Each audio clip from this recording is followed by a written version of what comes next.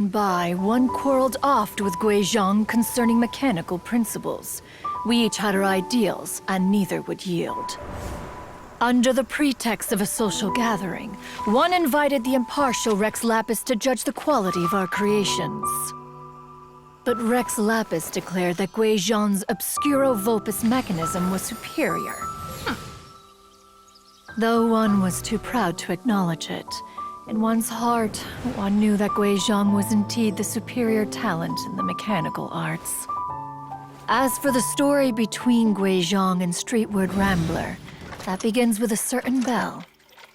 In Guizhong's opinion, while mechanisms were no substitute for human composers, they were yet capable of producing simple but fine melodies. But Streetward Rambler believed music to be an expression of the soul, an emotional enterprise that could never hope to be replicated by machinery. They argued endlessly, until one asked Rex Lapis to intercede. He confiscated the bell and designated it for ceremonial use. Thereafter, one would often find them convening in the mountains, discussing music, mechanics, and all the affairs of the mortal world.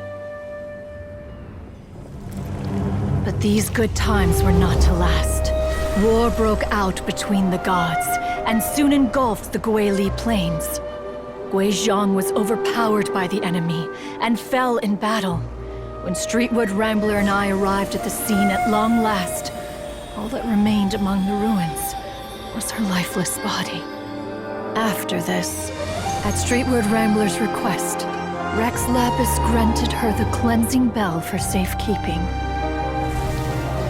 To honor our friend's memory, one made a few finishing touches to her ballistic device. Many lantern rites have passed since then. Many greetings and goodbyes. Upon what do you gaze? The Guili Plains? No. It's everything.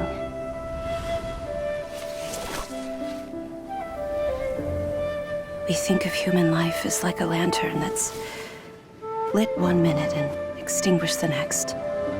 But are we Adepti so different? Perhaps as dust settles after a storm, we too must one day return to the world below. One has always been austere and private by